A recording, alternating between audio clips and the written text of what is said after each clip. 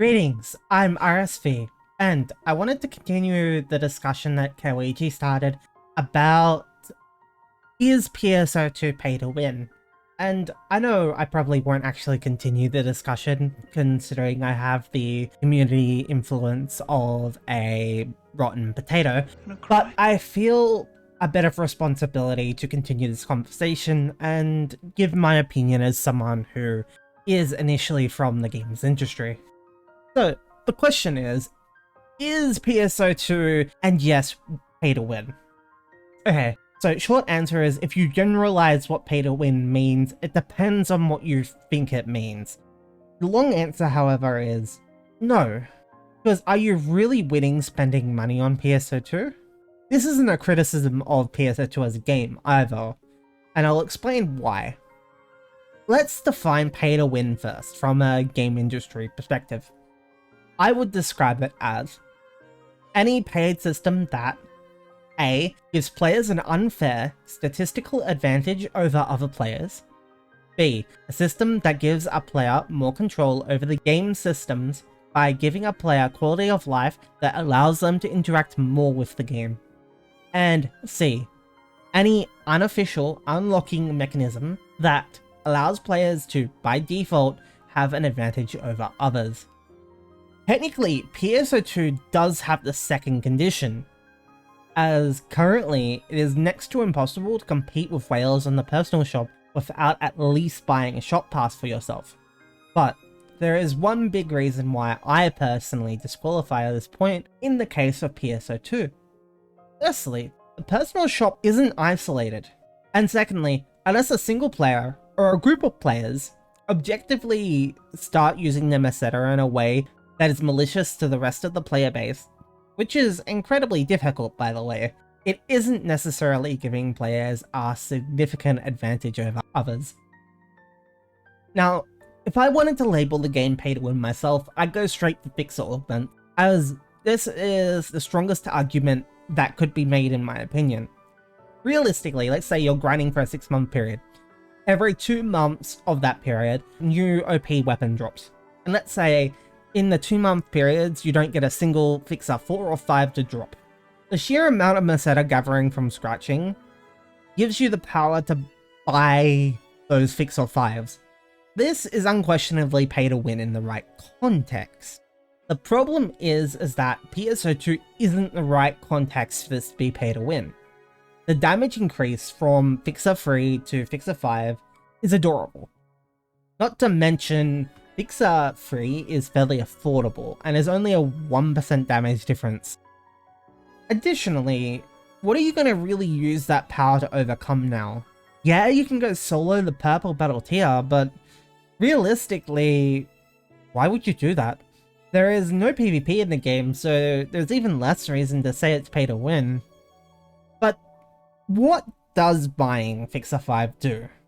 Well, it removes all reason to farm a fixer 5 for yourself, reducing the amount of already limited content you have available to you.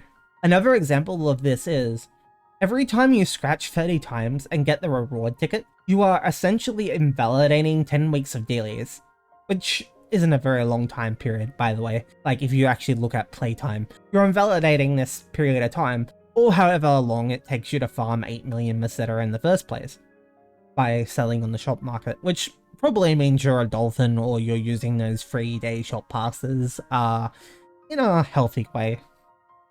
So what does it really mean to spend money on PSO2 then? It means when you spend money in PSO2, you reduce the amount of time you are playing the game. This is paying to accelerate. Is this unfair? Yes, but also no.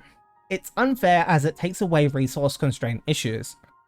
But it is also not unfair because it ultimately doesn't equate to anything.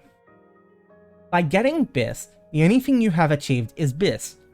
What can you use BIS for? Purple battle tier solo runs? Do they require BIS though? No. If it takes you exactly 20 minutes to clear the purple battle tier, you are at most shaving 24 seconds off. Over someone with a full set of fixer 3, this isn't game defining or large enough to be considered pay to win. Additionally, You need to choose to do this in the first place as a player. It isn't required content.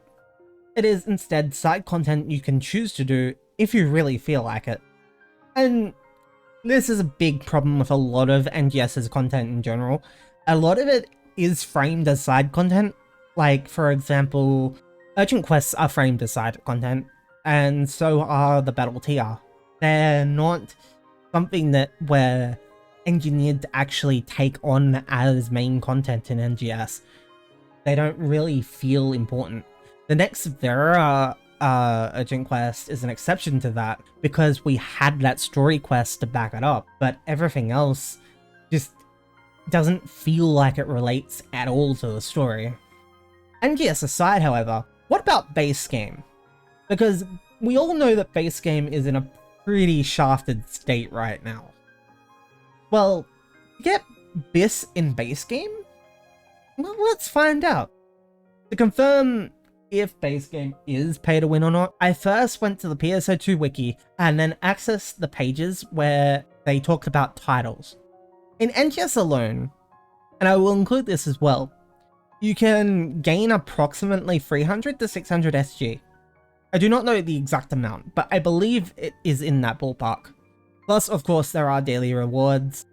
In base game, however, with all the titles that are actually achievable without this gear, you are looking at over 100 pulls of the SG support scratch.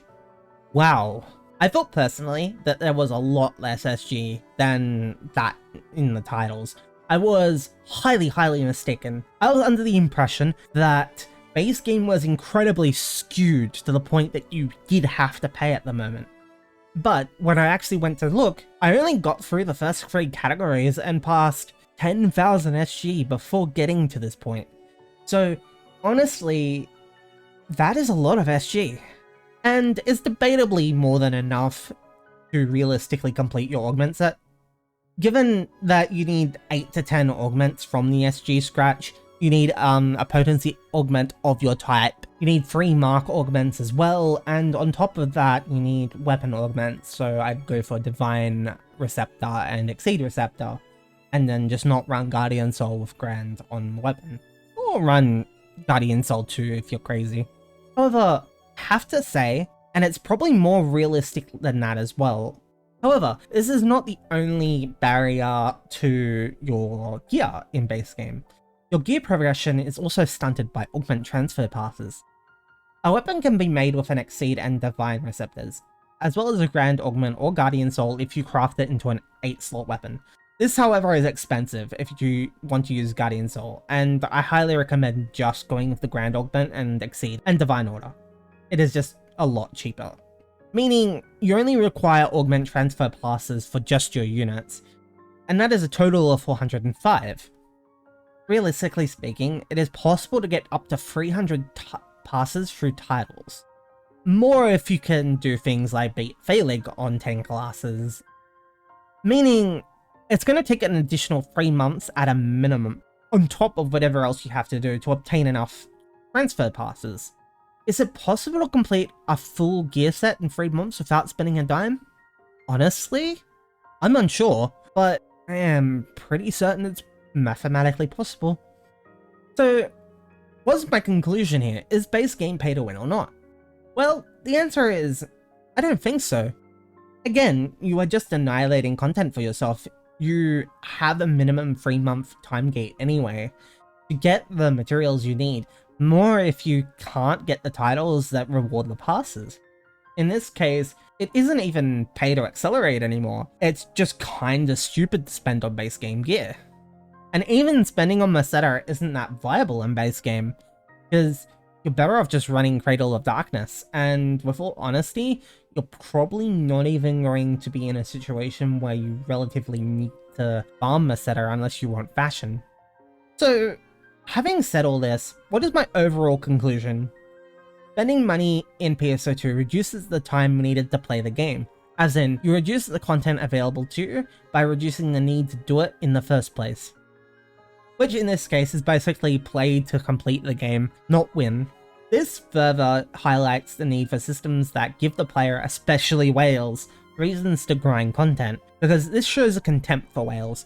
and a desire to waste the time of whales, which is probably the most damning aspect of this game that I have discovered so far. The game doesn't even support the players it wishes to attract. But what do you think? Is my take spot on, or is it off? If you liked the video, please consider subscribing, and remember to leave a like.